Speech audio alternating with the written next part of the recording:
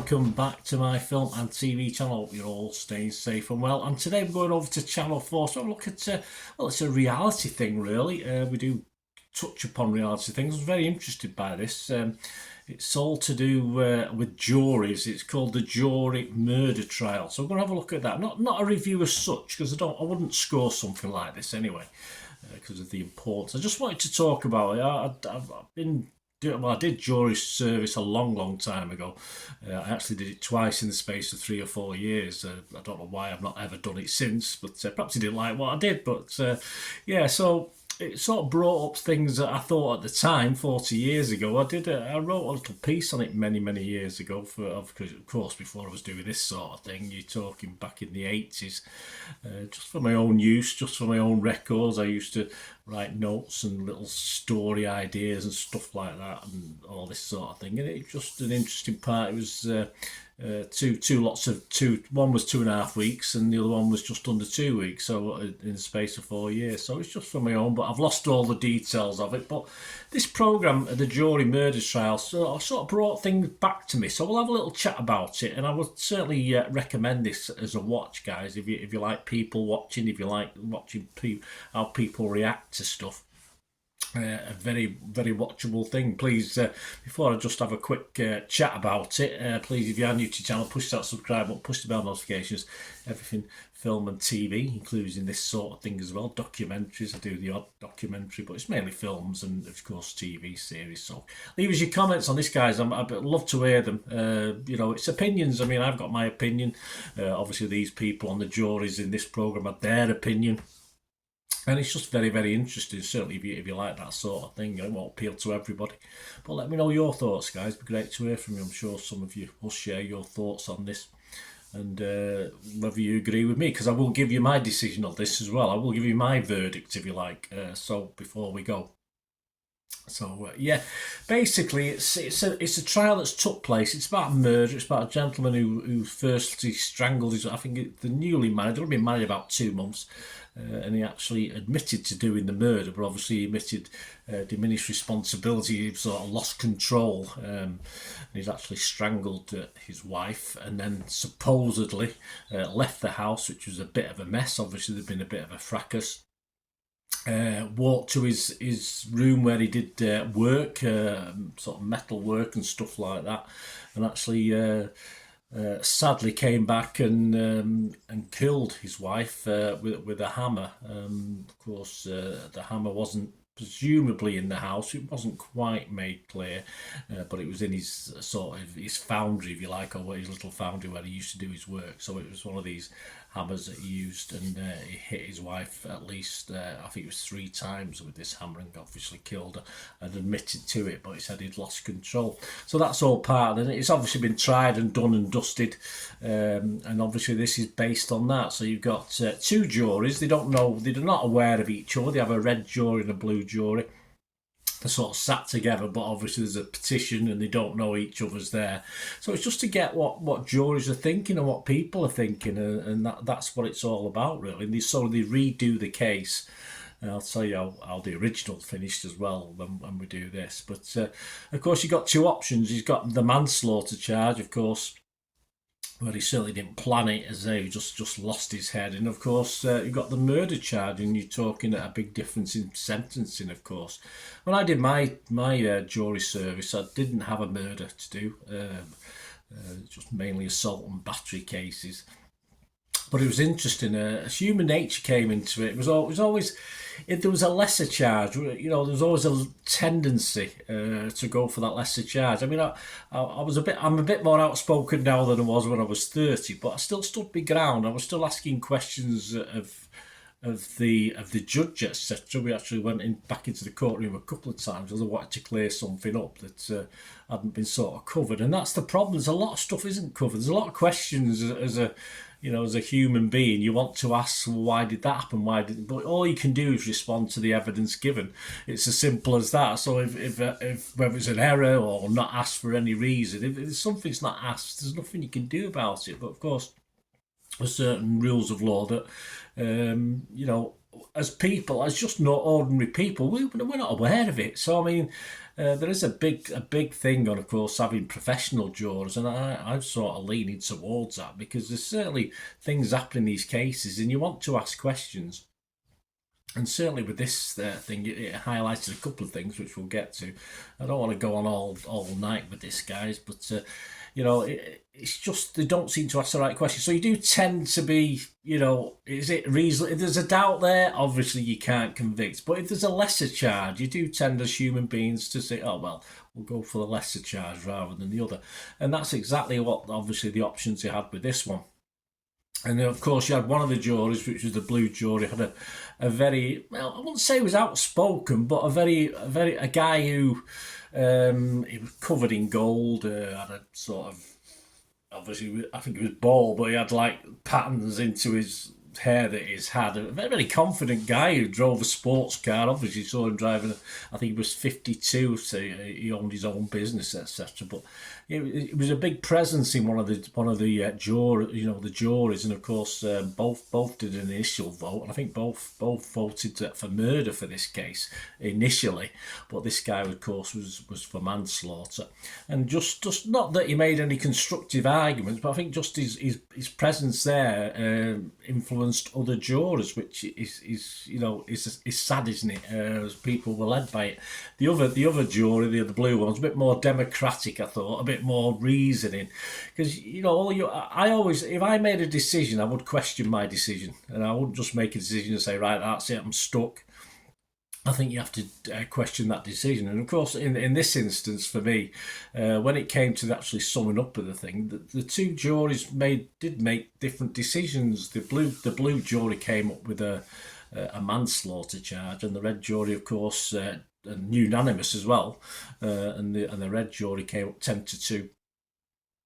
Spoiler alert, guys, 10-2 for murder. A big difference, of course. But the thing is that the jury that picked on the murder, the final thing that swung it for them is, would a reasonable person have done this? So that's the sort of track they were going down, and you come to the fact that a reasonable person wouldn't have done that. Despite some jurors on both were saying, if I was pushed, because this lady has obviously pushed the buttons of this bloke. If I'd have put, I can snap. I'm capable of snapping. Who knows what I can do? And I must admit, if I'd have been in the room, said, "Well, if you can do this, if you can go out of the house, collect a big lump hammer, and come back and hit your wife 3 times in the head, which you know is going to kill her, then obviously you need some help." And that's my thoughts on this. Is as simple as that. Even if you can throw a plate, anyone can throw something at someone, and the plate's thrown, his wife was, and he could get hit by that plate, and that could kill you. Now, that obviously, for me, that would probably be manslaughter, because obviously you've not planned it, it's just obviously anger. But to physically go out, retrieve a hammer, and hammer someone on the head, not just once, not just twice, but 3 times, all day long, for me, that's murder. I would never be shifted from that. That is murder. Of course, this gentleman, I think he did less than 4 years, and he was due out in less than 4 years, because the real case ended in manslaughter as well. But as I said, I think human nature, most people will go for the lesser charge. So yeah, the 10-2.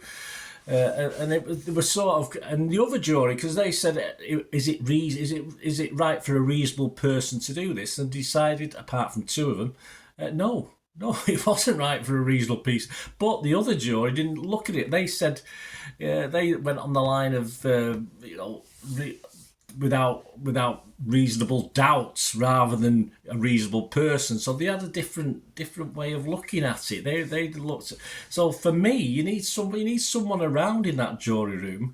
Not necessarily one of the jurors who actually knows law and knows what they should be doing, and remind people what they should be doing. That is important, because you can get distracted, you can get pressured, you can do various things. And I think at the end of the Channel 4 programme, we were saying, there's obviously systems around the world, but to have people sit for a year as professional jurors, and I'd have nothing against that. As I said, I saw nothing in this experiment that was any different to what was happening nearly 40 years ago. I'm sure probably nearly however long it's been going on, 60, 70 years, where obviously with the 12 just men and all this sort of thing back in the olden days. I don't think anything's changed, and I don't think it's a system we can use, especially in a system now where, or a society now where reality TV is a thing, and people sometimes want to glow in that, don't they? Want to achieve that, and to some extent, doing these little videos is the same. I like doing it. I'm confident enough to do it, and not all jurors are that confident, so some can be manipulated and sort of think they've got to vote one way. And it was very upsetting. Some got upset, and yeah, there was a certain element of that. As I said, I think if I'd done a murder case, I probably would have seen that when I was doing jury duty. But I suggest you watch, as I say, if you're a people watcher, if you like watch, because this is the sort of thing. It's a bit like when Big Brother started, and to some extent, Traitors, which I've been enjoying. Initially, because it's new, you get a more honest view of people as it goes, series after series. People know what it's about and they start playing up to it. But and this is the thing with this, of course, they knew the decision had already been made, and also you got the fact is, in the original case, of course, you seen got actors doing this, and they can't perfectly act how the original happened. So a lot of jurors were saying, well, he seems a nice guy and all, but obviously they haven't seen the real one. They've seen the actor, so I'm sure the actor can't portray everything perfectly. So it's just very interesting, guys. It doesn't solve anything. Don't get me wrong. It doesn't solve anything. It's just very interesting to watch. I say two juries who both reached a different decision. And of course, as I said, the main jury at the time, or the proper jury, said manslaughter. Of course, the blue jury said manslaughter. You had this sort of guy in who sort of led it all, really, even though he didn't pressure anyone. He didn't threaten or do anything like cajole anyone. It was just his sheer presence and his determination that this guy was not guilty of murder and was guilty of manslaughter. And of course, the other one voted 10-2 for murder. So it's pot luck, mate, isn't it? Really. I think when you pick juries, obviously things, the mix was very. Well, it was a mix, and someone has said that's wrong. It shouldn't be sort of one of these mixes just for television where they've picked different people from. I thought the mix was what you'd probably get in the jury, so I wouldn't quibble about that. Personally, as I said, I would have never moved from a murder charge for me. This guy, for me, although there was problems with the woman, of course, she had some mental problems, obviously, but this guy was apparently not. But of course, he pleaded that he didn't remember certain things, but there was nothing to justify that he had a sort of that had affected him anyway. And for me, it was murder. It was as simple as that. I would never put this. There's an option of manslaughter, but I would seriously question whether it was manslaughter on the fact that I'm actually deliberately going out and coming back again. You take yourself out of that situation. As I say, if jurors were saying, under that sort of, being called and things thrown at you by your wife, I think used to say how I'd react. Well, hopefully you'd react in the proper way and take yourself out of that situation. And of course, not go out and find something to kill her with, because there's no way this guy knew. Other than it could end in death. It's as simple as that. All right, probably didn't plan it in the morning to do it in the afternoon. It probably just you're not talking spur of the moment. You're talking a little bit of thinking time. And again, perhaps some of the evidence you can only go off what you're told, can't you? It's very difficult when it's one-on-one. There was a guy there, but he only saw the sort of accused sort of leave the house and go back in again, and then come back out and said he'd done it. So. Just a very interesting programme, guys. I'm sorry I've gone on a little bit too long. Let me know your thoughts anyway. As I said, well worth the watch. Sort of 4 by 45 minutes or something like that. And I say, if you're into this sort of thing, true crime stuff, I think you'll.